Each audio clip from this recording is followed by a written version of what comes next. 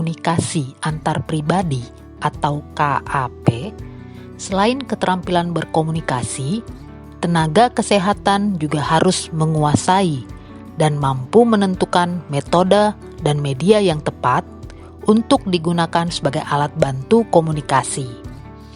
KAP yang tepat sangat diperlukan dalam keberhasilan penyampaian informasi kesehatan kepada masyarakat agar berperilaku sesuai yang diharapkan. Alat bantu komunikasi diperlukan untuk menjelaskan konsep kesehatan kepada masyarakat sehingga mudah diterima dan mudah dimengerti. Diharapkan setelah mengikuti pembelajaran materi ini, tenaga kesehatan dapat melaksanakan KAP dengan baik, sehingga dapat membantu sasaran dalam melakukan perubahan perilaku melalui pemilihan metode dan media yang tepat. Pada praktiknya, metode dan alat bantu komunikasi. Setelah mempelajari materi ini, peserta pembelajaran mampu menentukan metode dan media KIE yang akan dipakai saat melakukan KAP. Setelah mempelajari materi ini, peserta pembelajaran mampu menentukan metode pembelajaran KAP yang tepat sesuai dengan sasaran, menentukan media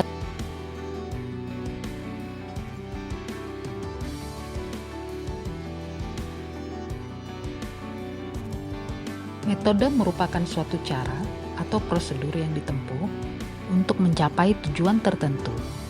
Metode juga dapat diartikan sebagai suatu upaya untuk mengimplementasikan rencana yang sudah disusun dalam kegiatan nyata, agar tujuan yang telah disusun tercapai secara optimal.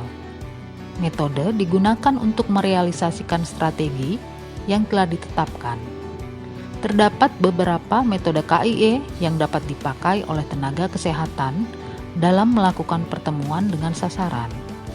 Pemilihan metode disesuaikan dengan kondisi sasaran serta tempat terjadinya pertemuan. Pemilihan metode yang tepat akan membuat sasaran merasa nyaman dan tidak cepat merasa bosan atau jenuh ketika mengikuti pertemuan. Dengan demikian, diharapkan tujuan pertemuan dapat tercapai. Metode yang dipilih bisa saja digabungkan dengan metode lainnya, sehingga dalam pertemuan dengan sasaran tidak hanya menggunakan satu metode saja.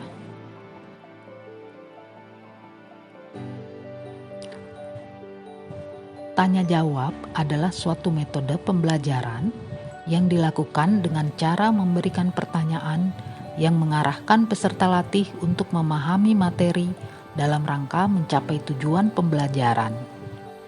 Beberapa hal yang perlu diperhatikan dalam mengajukan pertanyaan: ciptakan suasana yang menyenangkan dan akrab, sampaikan pertanyaan dengan tenang tetapi bersemangat dan dengan suara yang jelas. Upayakan tidak sering mengulang pertanyaan agar peserta latih selalu penuh perhatian. Apabila menggunakan istilah asing yang belum diketahui peserta latih, jelaskan istilah tersebut, tetapi bukan merupakan jawaban dari pertanyaan. Arahkan pertanyaan kepada seluruh peserta latih. Biasanya di akhir penjelasan materi, fasilitator sering memberikan kesempatan pada peserta latih untuk bertanya. Dalam merespon pertanyaan tersebut, ada beberapa yang bisa dilakukan. 1. Memberikan kesempatan kepada peserta latih lain untuk menjawabnya. Selanjutnya, fasilitator melengkapi jawaban tersebut apabila diperlukan. 2. Memancing agar banyak peserta latih untuk bertanya.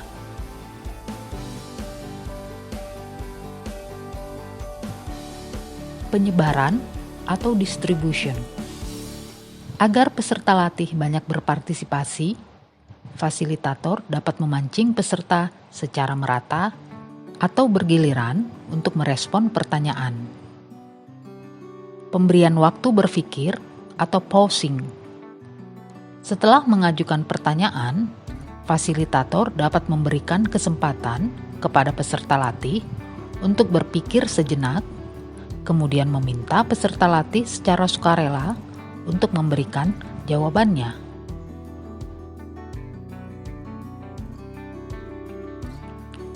Apabila fasilitator ingin menyempurnakan jawaban peserta latih, maka dapat menggunakan teknik ini. Adapun teknik pelacak atau probing yang dapat digunakan adalah sebagai berikut. 1. Klarifikasi. Fasilitator dapat memberikan pertanyaan pelacak yang meminta peserta latih menjelaskan atau mengatakan dengan jawaban atau kata-kata lain sehingga jawaban tersebut menjadi lebih baik. 2. Meminta peserta memberikan alasan. Fasilitator dapat meminta peserta latih untuk mengemukakan alasan atau pendapatnya dalam memberikan jawaban tersebut. 3. Meminta kesepakatan pandangan.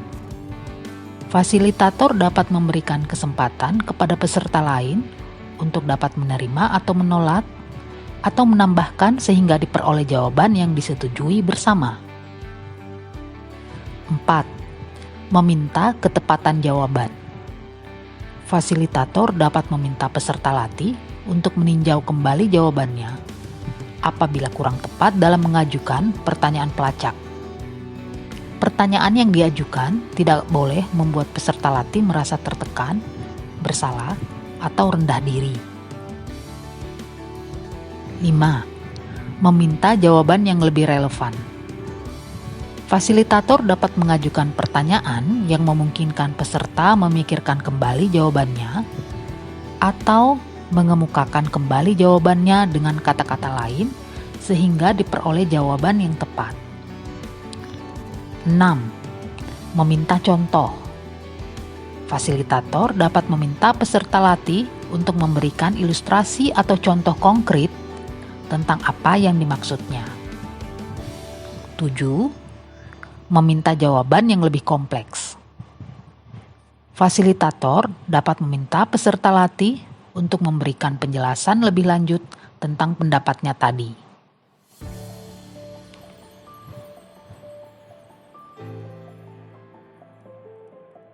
Berdasarkan taksonomi Bloom, berikut pengelompokan pertanyaan-pertanyaan beserta contohnya. Pertanyaan ingatan atau knowledge.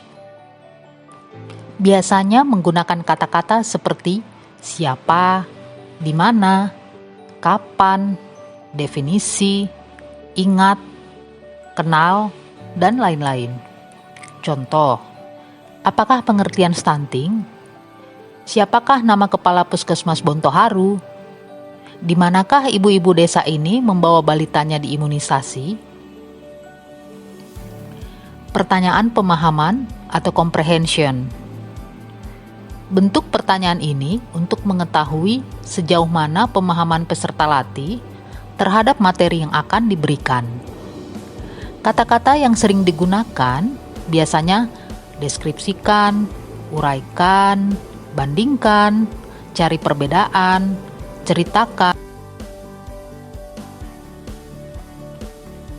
Pertanyaan penerapan atau application.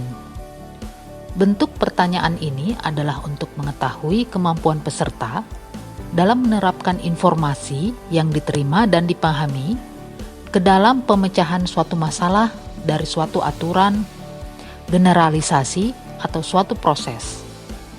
Kata-kata yang sering digunakan adalah terapkan, klasifikasikan, gunakan, pilih, manfaatkan, tulis suatu contoh, berapa banyak, dan lain-lain. Contoh, apakah manfaat jika bayi diberi ASI eksklusif? Mengapa balita perlu diberi imunisasi dasar lengkap? Pertanyaan analisis. Bentuk ini untuk mengetahui kemampuan peserta latih untuk berpikir secara kritis dan mendalam. Kata-kata yang dapat digunakan misalnya identifikasi, apa motif, buat kesimpulan, dukungan, tentukan kejadian, dan lain-lain. Contoh, identifikasi Penyebab banyaknya anggota keluarga terkena diare di dusun tersebut. Apa motif seorang ibu tidak mau balitanya diberi imunisasi?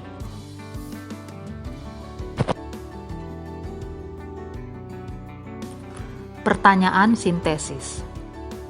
Bentuk pertanyaan ini untuk mengetahui kemampuan berpikir lebih tinggi dalam bentuk orisinal atau murni dan kreatif. Dalam pertanyaan ini, peserta latih dituntut untuk menghasilkan komunikasi-komunikasi atau ide-idenya sendiri, membuat ramalan, dan memecahkan masalah secara kreatif dan bervariasi. Kata-kata yang digunakan seperti pikirkan, hasilkan, tuliskan, rencanakan, kembangkan, bagaimana kita bisa, apa yang terjadi jika, dan lain-lain. Contoh, buatkan perencanaan kegiatan survei mawas diri atau SMD di Desa Dukuh Pejambon. Apa yang Anda lakukan jika suatu saat mengetahui tetangga Anda memiliki balita yang kekurangan gizi?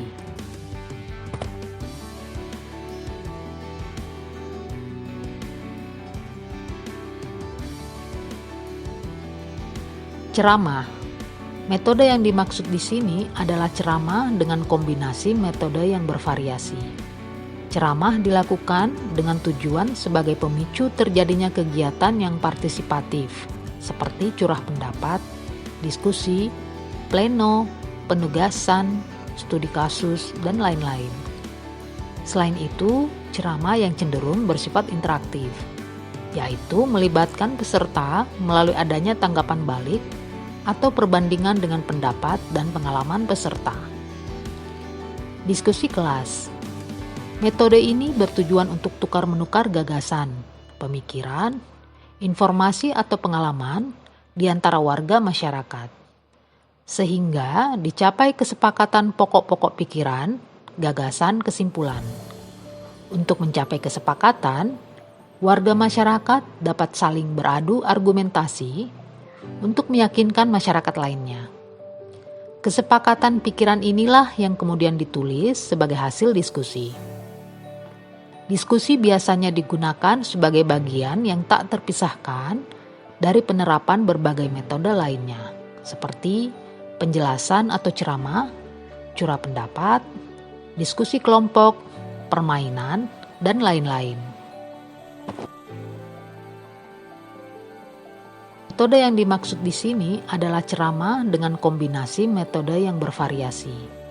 Ceramah dilakukan dengan tujuan sebagai pemicu terjadinya kegiatan yang partisipatif, seperti curah pendapat, diskusi, pleno, penugasan, studi kasus, dan lain-lain. Selain itu, ceramah yang cenderung bersifat interaktif, yaitu melibatkan peserta melalui adanya tanggapan balik atau perbandingan dengan pendapat dan pengalaman peserta. Diskusi kelas. Metode ini bertujuan untuk tukar-menukar gagasan, pemikiran, informasi atau pengalaman di antara warga masyarakat, sehingga dicapai kesepakatan pokok-pokok pikiran, gagasan, kesimpulan. Untuk mencapai kesepakatan, warga masyarakat dapat saling beradu argumentasi untuk meyakinkan masyarakat lainnya. Kesepakatan pikiran inilah yang kemudian ditulis sebagai hasil diskusi. Diskusi biasanya digunakan sebagai bagian yang tak terpisahkan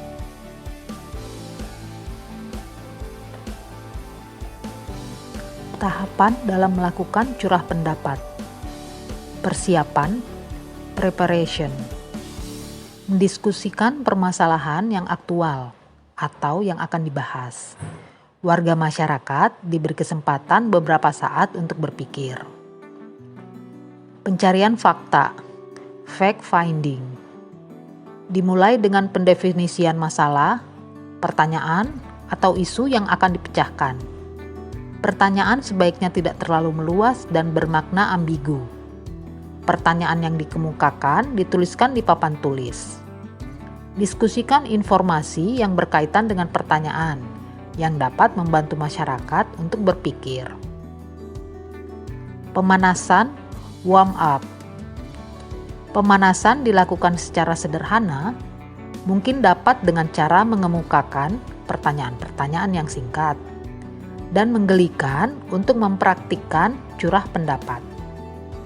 Pertanyaan dapat berupa apa saja yang bisa dipertanyakan dan tidak harus berhubungan dengan pertanyaan utama yang diajukan. Pencarian ide atau idea finding. Fasilitator memotivasi masyarakat untuk mencari dan mengemukakan ide atau gagasan yang kemudian dituliskan di papan tulis, whiteboard, atau kartu dengan aturan sebagai berikut. Tidak ada kritik ataupun evaluasi. Menuliskan apapun ide atau gagasan yang dipikirkan masyarakat, bahkan ide atau gagasan gila dan janggal. Kuantitas ide yang banyak sangat dibutuhkan. Ide atau gagasan tersebut dapat digabungkan, diubah, atau diperbaiki. Dilakukan dengan gembira dan santai, serta terkadang waktu jeda atau diam juga diperlukan bagi masyarakat untuk berpikir atau inkubasi.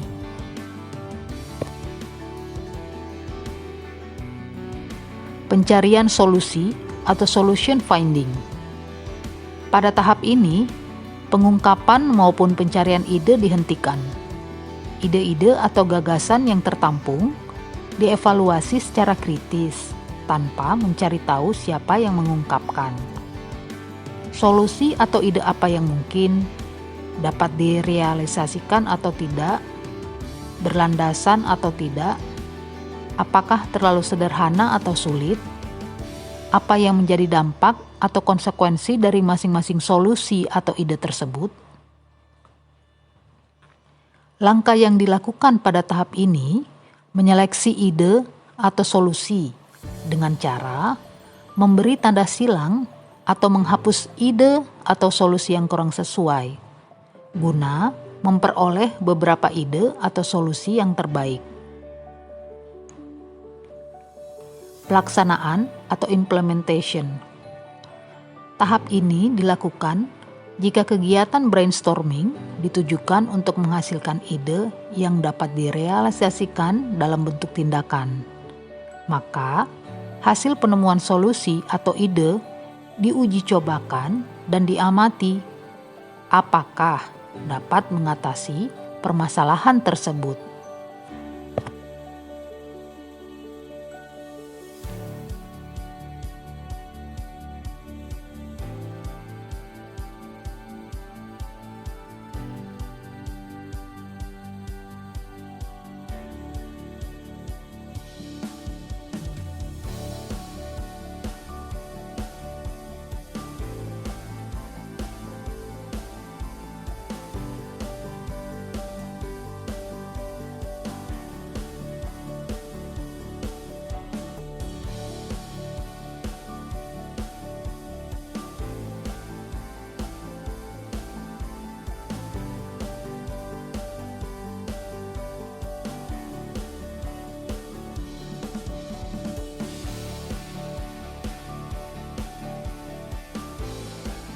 Langkah-langkah pelaksanaan metode bermain peran adalah sebagai berikut.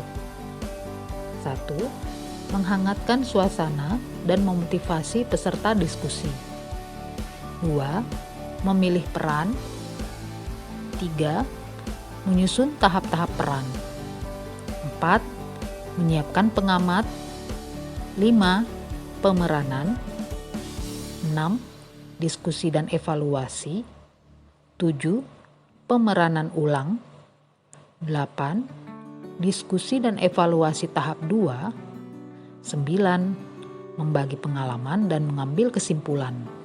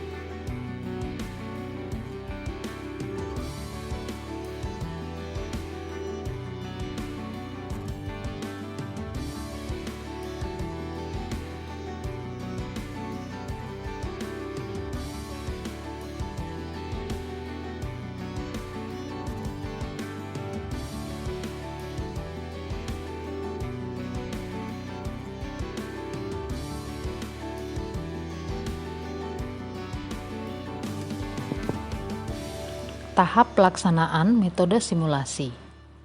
Tahap perencanaan. 1. Menentukan sasaran atau objektif. 2. Memilih bentuk simulasi. 3. Memilih dan mengumpulkan peralatan yang tepat. 4. Mencoba peralatan yang akan dipakai. 5. Harus diperhitungkan waktu yang cukup dalam menerapkan metode ini.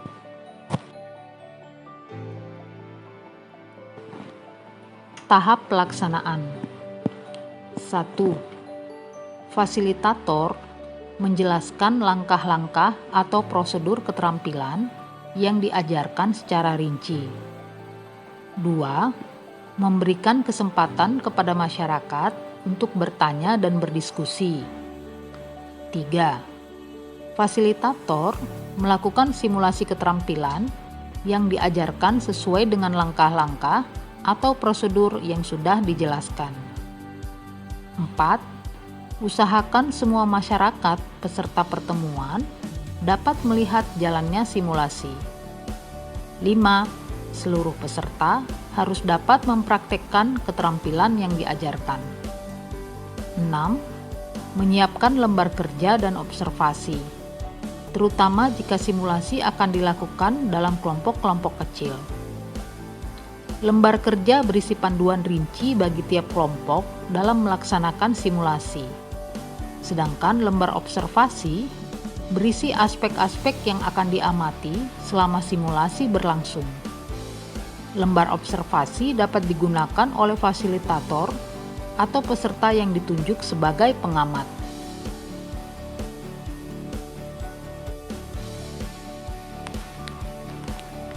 Tahap review atau balikan atau tinjauan. Setelah simulasi selesai, perlu diadakan review umum yang dipandu oleh fasilitator. Review dapat dimulai dengan meminta masyarakat menyatakan kesannya tentang penguasaan yang baru saja dilatihkan. Kemudian dilanjutkan dengan diskusi yang dapat dimulai dengan laporan para pengamat. Pada akhir diskusi, fasilitator memberikan balikan dan tindak lanjut sesuai dengan kesimpulan hasil simulasi.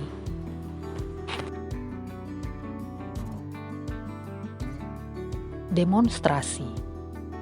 Metode demonstrasi adalah metode pembelajaran di mana fasilitator menunjukkan atau memperlihatkan suatu proses. Metode ini menekankan pada penjelasan dan hasil kerja yang ditunjukkan oleh fasilitator sebagai contoh konkret sehingga keterampilan motorik dapat dikuasai oleh peserta. Alat peraga yang digunakan adalah asli atau sesuai dengan peralatan yang digunakan dalam keterampilan yang dipelajari. Demonstrasi adalah metode yang digunakan untuk membelajarkan peserta dengan cara menceritakan, sekaligus memperagakan suatu langkah-langkah pengerjaan sesuatu. Demonstrasi merupakan praktek yang diperagakan kepada peserta.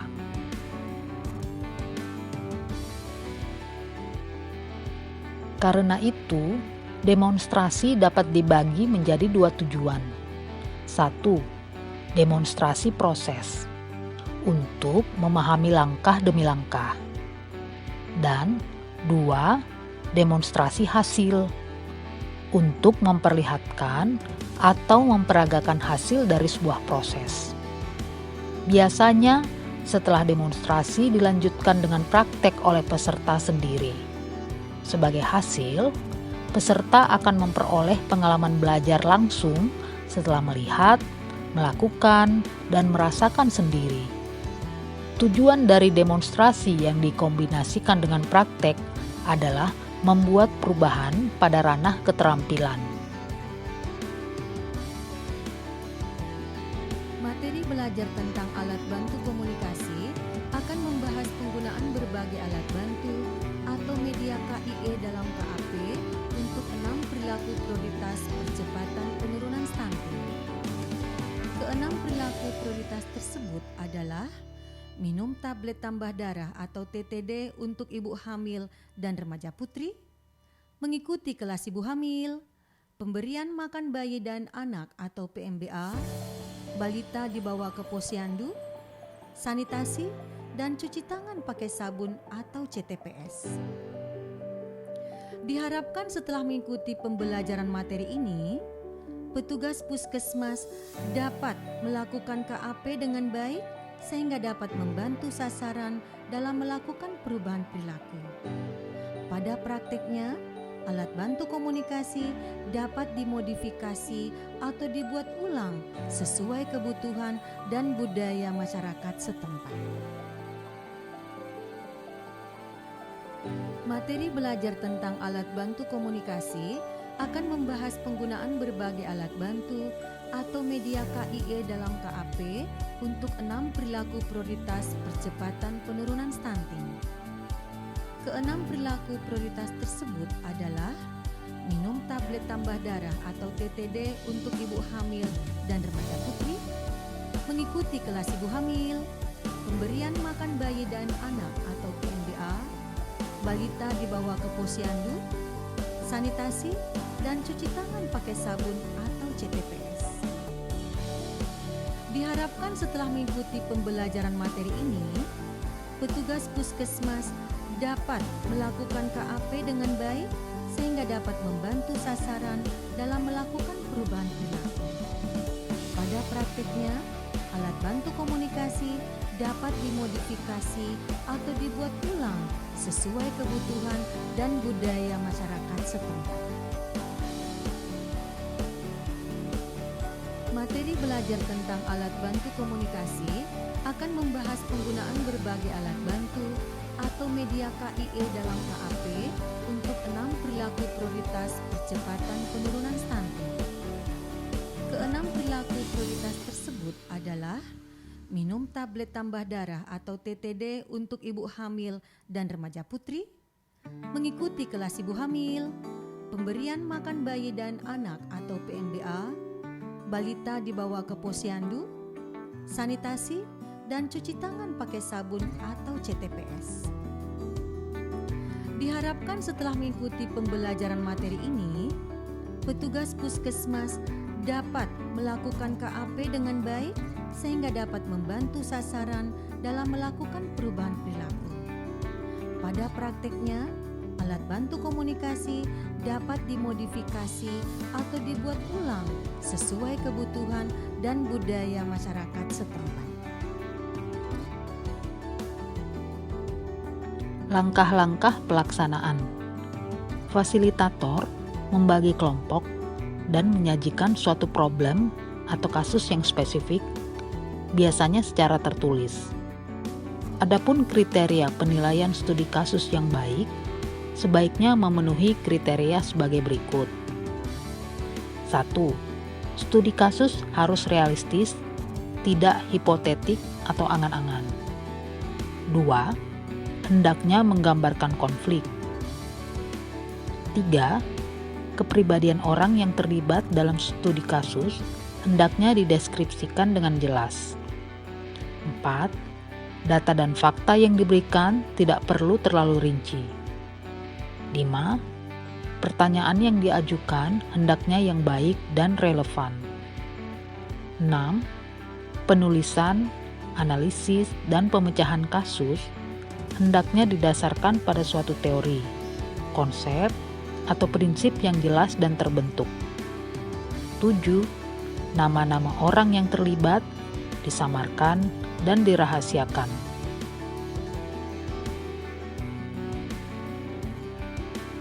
Pemilihan kasus. Dalam pemilihan kasus, hendaknya dilakukan secara bertujuan dan bukan secara acak. Kasus dapat dipilih oleh fasilitator dengan menjadikan objek orang, lingkungan, program, proses, dan masyarakat atau unit sosial. Ukuran dan kompleksitas objek studi kasus haruslah masuk akal, sehingga dapat diselesaikan dengan batas waktu dan sumber-sumber yang tersedia. Pengumpulan data. Terdapat beberapa teknik dalam pengumpulan data. Tetapi yang lebih dipakai dalam studi kasus adalah observasi, wawancara, dan analisis dokumentasi. Peserta dapat menyesuaikan cara pengumpulan data dengan masalah dan lingkungan, serta dapat mengumpulkan data yang berbeda secara serentak.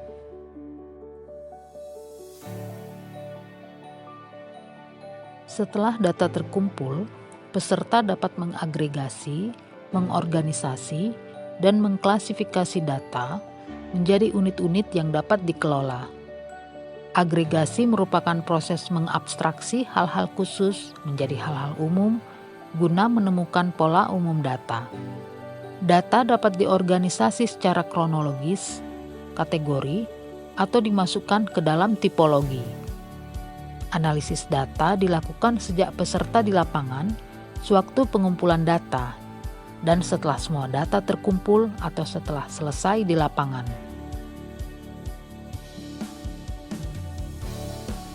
Perbaikan. Meskipun semua data telah terkumpul, dalam pendekatan studi kasus hendaknya dilakukan penyempurnaan atau penguatan reinforcement data baru terhadap kategori yang telah ditemukan. Penulisan laporan.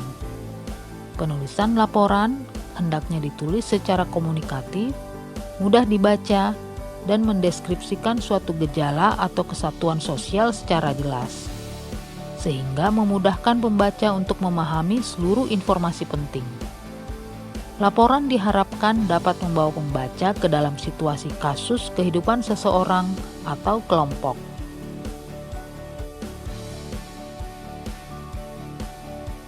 Pemetaan tubuh atau body mapping. Pemetaan tubuh atau body mapping adalah proses pembuatan peta tubuh dengan menggunakan teknik menggambar, melukis, atau teknik berbasis seni lainnya yang secara visual mewakili asupan kehidupan manusia, tubuh mereka, dan dunia tempat tinggal mereka. Pemetaan tubuh adalah cara untuk bercerita banyak, seperti totem, yang mengandung simbol dan makna yang berbeda.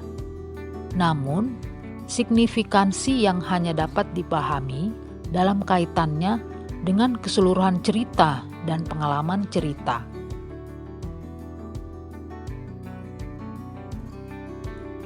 Langkah-langkah yang dilakukan dalam pembuatan pemetaan tubuh.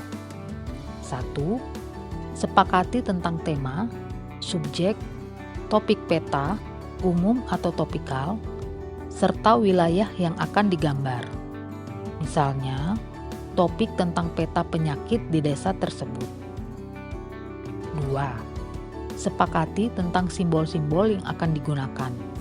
Misalnya, rumah menggunakan daun, sungai menggunakan garis tebal, dan lain-lain. 3. Pemilihan informan kunci pada suatu wilayah. 4. Menyiapkan bahan-bahan yang dibutuhkan. 5. Menggambar batasan-batasan wilayah dan beberapa titik tertentu. Misalnya, jalan, sungai, rumah ibadah, sekolah, pasar, kantor desa. 6. Melengkapi peta dengan detail sesuai topik peta, umum atau topikal.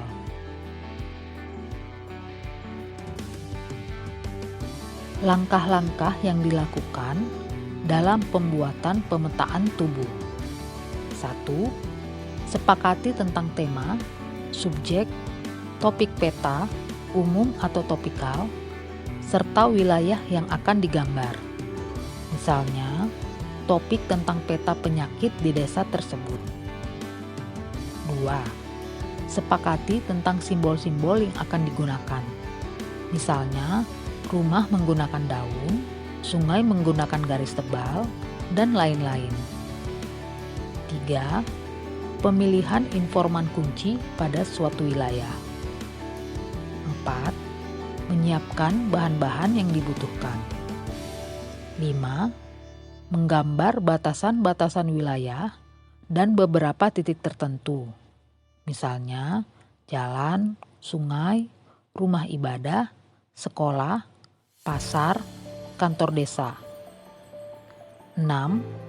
Melengkapi peta dengan detail sesuai topik peta, umum atau topikal. Metaplan.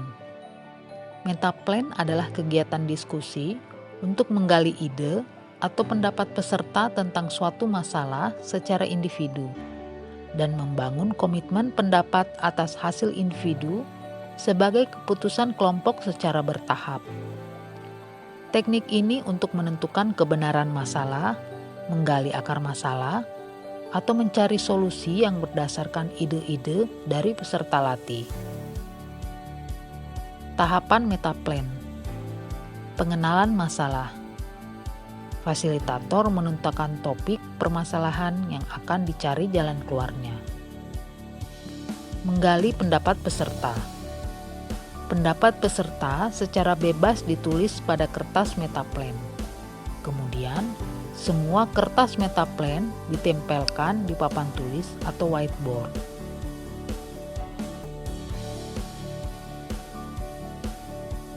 Pengelompokan pendapat. Tahapan ini, ide-ide mulai diproses. Kartu disusun berdasarkan pengelompokan. Diskusikan setiap jawaban untuk membangun komitmen peserta. Apabila terdapat satu jawaban yang berbeda atau berlawanan, kembalikan jawabannya kepada peserta.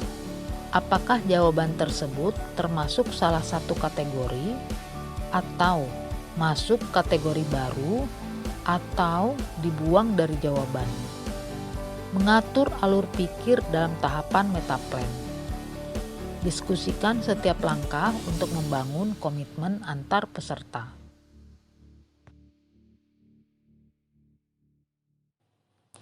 Permainan. Permainan atau games. Populer dengan berbagai sebutan antara lain pemanasan atau icebreaker, atau penyegaran atau energizer. Arti harfiah icebreaker adalah pemecah es. Jadi, arti pemanasan dalam proses belajar adalah pemecah situasi kebekuan pikiran atau fisik peserta. Permainan juga dimaksudkan untuk membangun suasana belajar yang dinamis, penuh semangat dan antusiasme. Karakteristik permainan adalah menciptakan suatu belajar yang menyenangkan atau fun, serta serius tapi santai. Permainan digunakan untuk penciptaan suasana belajar dari pasif ke aktif, dari kaku menjadi gerak atau akrab, dan dari jenuh menjadi riang atau segar.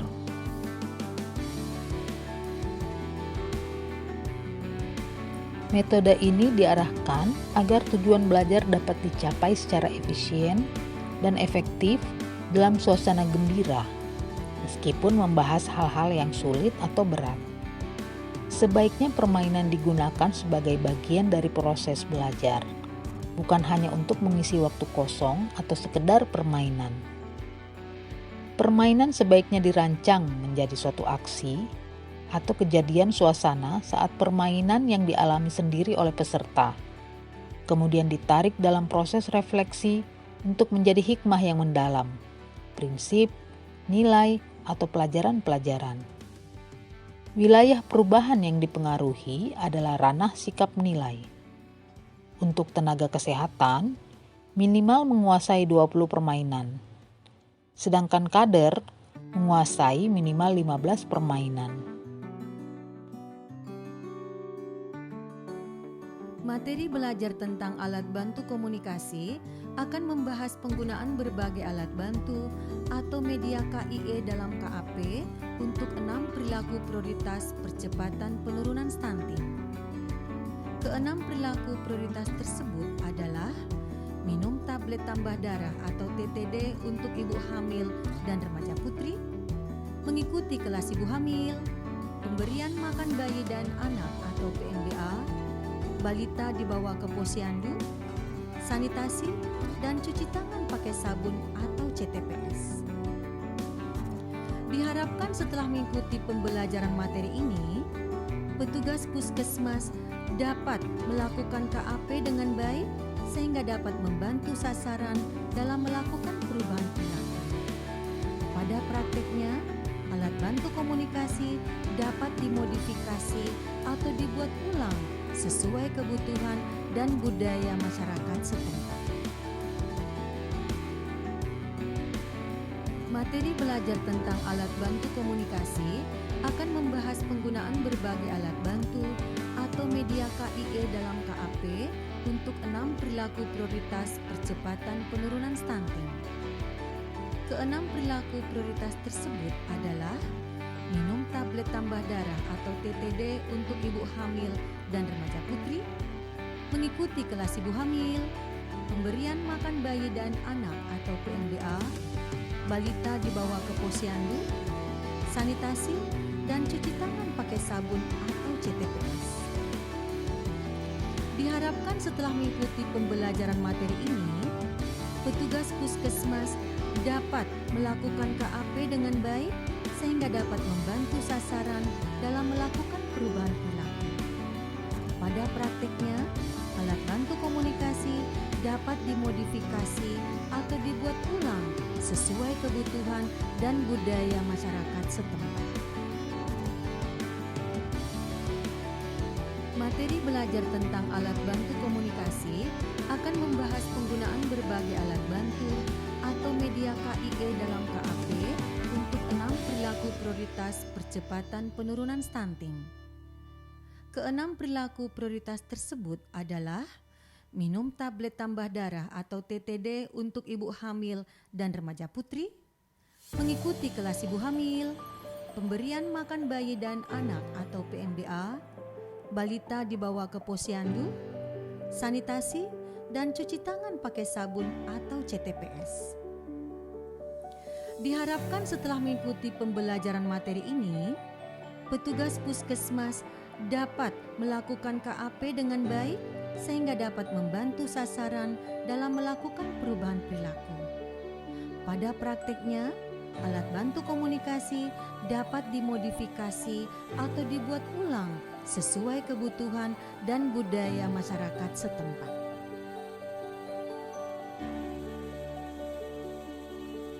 Metode storytelling atau bercerita merupakan metode yang tepat dalam memenuhi kebutuhan tersebut. Karena dalam cerita terdapat nilai-nilai yang dapat dikembangkan. Bercerita merupakan suatu kebiasaan yang sejak dahulu tidak pernah ditinggalkan. Bercerita merupakan suatu kegiatan yang produktif karena dalam kegiatan bercerita, seseorang akan melibatkan pikiran, keberanian, kesiapan mental, pelafalan yang jelas, sehingga cerita tersebut dapat dipahami dengan baik oleh orang lain. Tujuan bercerita itu sendiri adalah untuk memberikan informasi kepada orang lain. Dengan bercerita, seseorang akan dapat menyampaikan berbagai pengalaman yang pernah dirasakan, dilihat, dialami, serta informasi dan pengetahuan yang ia miliki.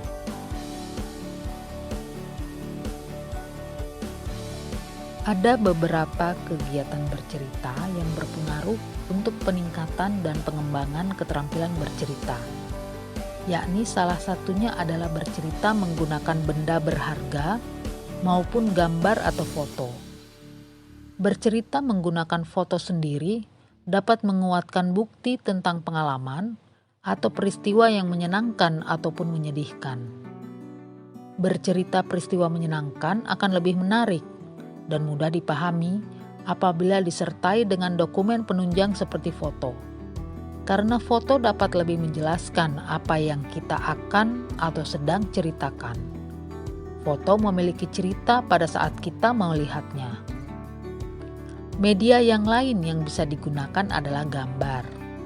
Gambar dapat memperjelas cerita dan membuat pendengar akan terbawa kepada gambar yang ditunjukkan.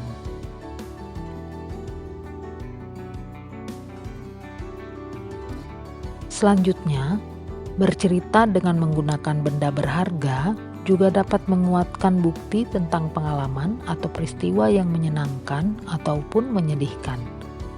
Sebuah benda yang dirasa berharga tentunya memiliki sebuah cerita di dalamnya, sebuah alasan mengapa benda tersebut bisa menjadi benda berharga bagi pemiliknya.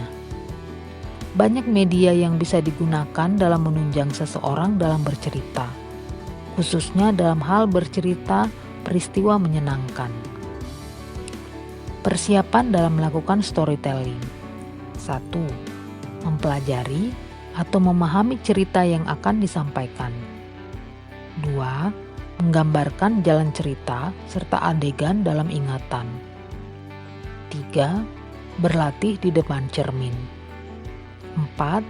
Saat latihan, usahakan sesuai dengan alur cerita. 5. Selalu lakukan pengulangan dalam latihan.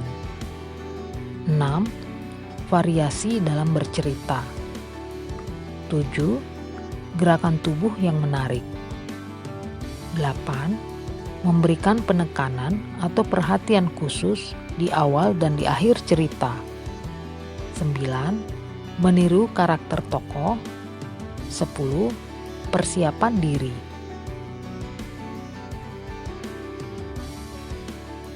Konseling. Konseling adalah suatu proses pemberian bantuan dari petugas konseling atau konselor kepada individu atau klien melalui pertemuan tatap muka dengan menyampaikan informasi yang tidak memihak serta memberikan dukungan emosi. Konseling bertujuan agar klien mampu mengenali keadaan dirinya dan masalah yang dihadapinya, sehingga dapat membuat keputusan yang tepat dan mantap bagi dirinya sendiri dengan kesadarannya sendiri tanpa ada unsur paksaan dari siapapun.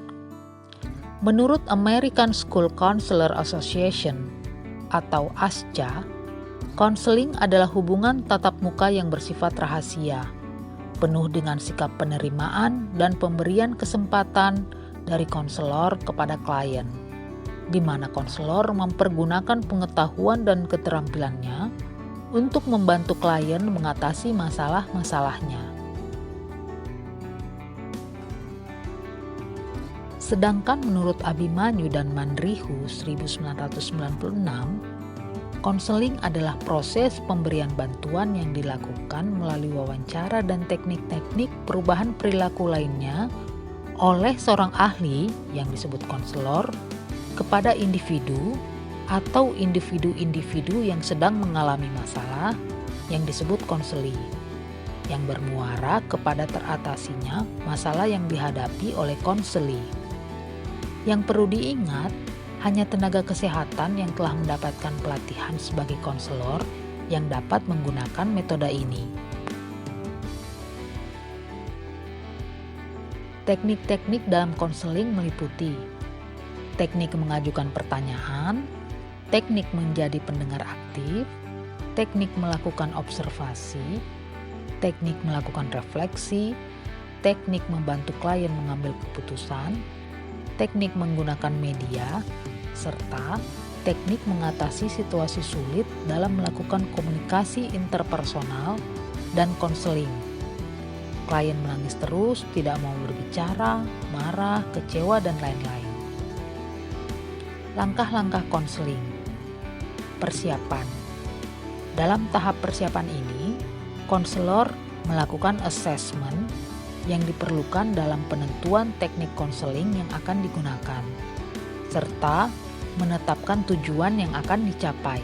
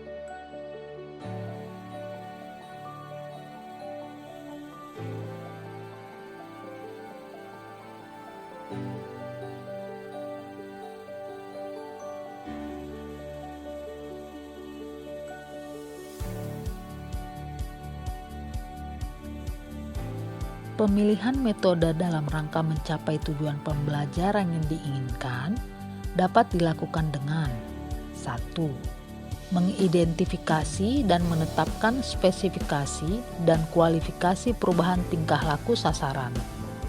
2. Memilih pendekatan yang dianggap paling tepat dan efektif untuk mencapai sasaran. 3. Memilih dan menetapkan prosedur, metode, dan teknik yang dianggap paling tepat dan efektif, sehingga dapat dijadikan pegangan oleh para fasilitator selama melakukan kegiatan. 4. Menetapkan norma-norma dan batas minimal keberhasilan atau kriteria serta standar keberhasilan, sehingga dapat dijadikan pedoman oleh fasilitator dalam melakukan evaluasi kegiatan yang selanjutnya akan dijadikan umpan balik buat penyempurnaan secara keseluruhan.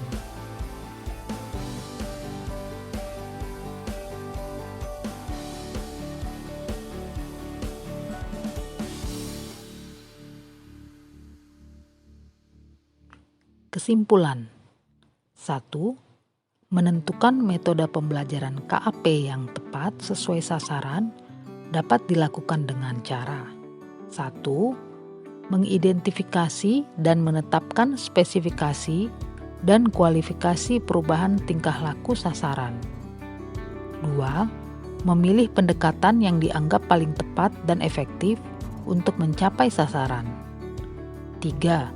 Memilih dan menetapkan prosedur, metode, dan teknik yang dianggap paling tepat dan efektif, sehingga dapat dijadikan pegangan oleh para fasilitator selama melakukan kegiatan.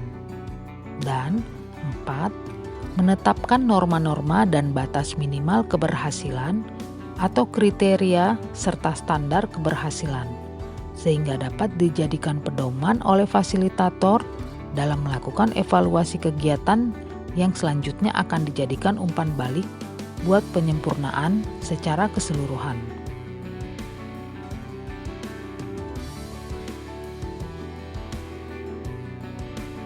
Cara penggunaan media KIE. Langkah menggunakan lembar balik. Arahkan lembar balik ke arah peserta untuk kelompok atau ibu pengasuh, sehingga semua orang dapat melihatnya. Arahkan ke gambar, bukan teksnya. Jelaskan gambar yang dimaksud dengan bahasa sederhana, sambil menunjuk pada gambar. Posisi menghadap ibu pengasuh atau kelompok. Bergeraklah di sekitar ruangan untuk kelompok dengan lembar balik jika seluruh kelompok tidak dapat melihatnya sekaligus. Cobalah untuk melibatkan kelompok. Ajukan pertanyaan kepada ibu pengasuh atau kelompok tentang gambar untuk mengetahui pemahaman ibu pengasuh atau kelompok. Jika lembar balik memiliki teks, gunakan sebagai panduan. Tetapi, sebaiknya peserta atau kader membiasakan diri memahami gambar, sehingga tidak bergantung pada teks. Cara penggunaan media KIE. Langkah menggunakan leaflet dan brosur. Arahkan leaflet atau brosur ke arah ibu pengasuh atau kelompok. Arahkan ke gambar agar yang mendengar fokus melihat kepada gambar. Jelaskan gambar dengan teks yang tersedia tentang penjelasan gambar. Jika teks penjelasan gambar tidak ada, disarankan agar kader dapat menuliskan terlebih dahulu penjelasannya sehingga dapat dilihat sesekali atau tidak lupa. Penjelasan gambar disampaikan dengan bahasa sederhana dan mudah dipahami. Perhatikan reaksi pendengar. Jika tidak tahu, arahkan mereka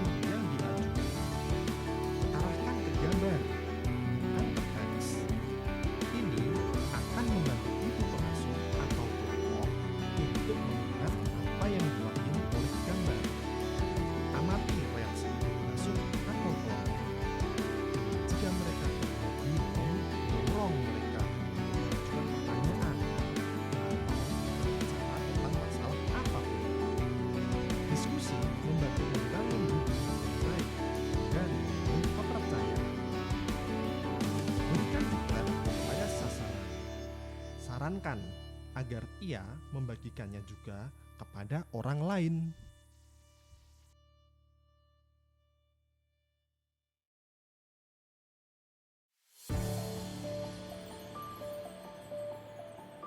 Materi belajar tentang alat bantu komunikasi akan membahas penggunaan berbagai alat bantu atau media KIE dalam KAP untuk 6 perilaku prioritas percepatan penurunan stunting.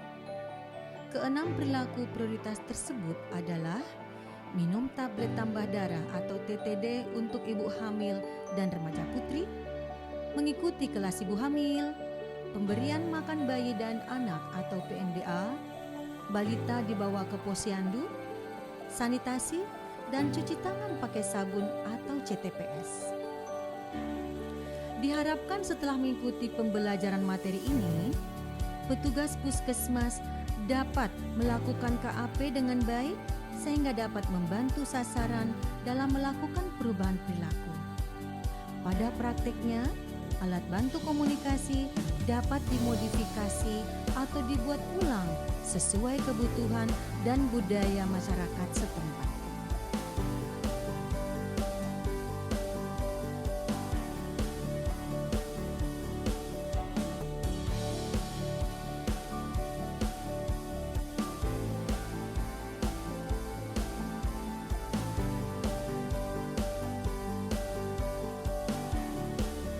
Jenis media yang sering digunakan dalam komunikasi antar pribadi adalah lembar daring, brosur, buklet, dan lainnya seperti gambar-gambar atau alat dan barang yang ada di sekitar kita yang dapat membantu dalam penyampaian pesan seperti gambar kalender, pensil, bolpen, dan lain-lain.